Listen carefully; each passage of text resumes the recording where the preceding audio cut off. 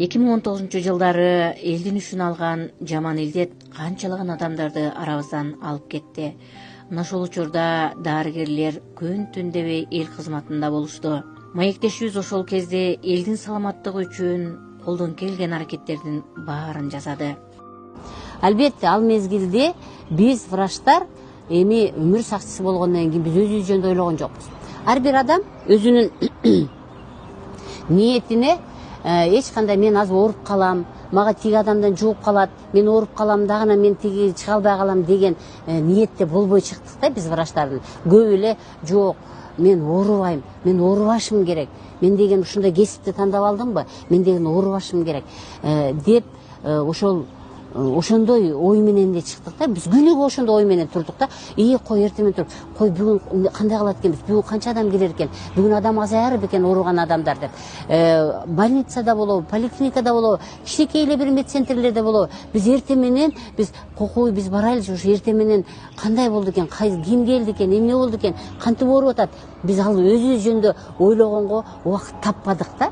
Элдин башына түшкөн кыйын күндөр артта калганы менен көңүлдөрдөн кантип өчмөк эле. Ошол мезгилди эстесем, ошо мен эч мындай неме сүйүнүч менен эстей албайм да, дайым капа болуу менен эстейм да. Себеби биздин врачтар да каза болуп калышты да. Ошо өздөрүнүн жанын аябаган врачтар да каза болуп калды, тууган уруктар каза болуп калды. Ошон үчүн ушул коронавирус мен үчүн эстөө оор болуп саналат да, өтө эле оор болуп кетет да мен үчүнчү. Жакшыларды биз көтөсүз жоготуп, жанчылбады биздин канча жүрөктөр. Жаратканым, айтчы эмне үчүн?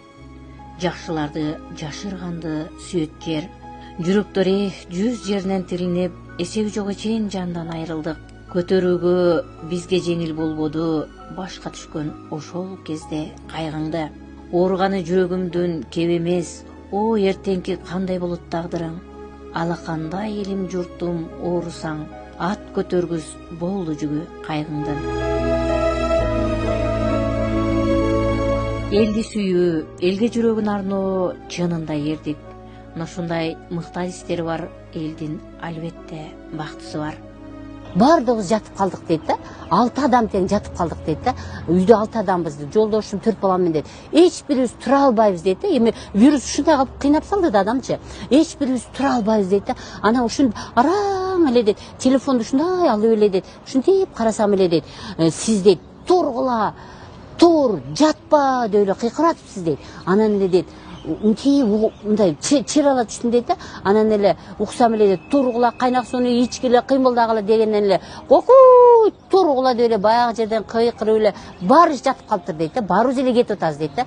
Анан тургузуп эле дейт, огородко алып чыгып эле дейт, багыларды бас эле бас деп эле дейт, чайнекке сууну куюп алып эле ысык сууну ичирип эле баарын бастырып атам дейт.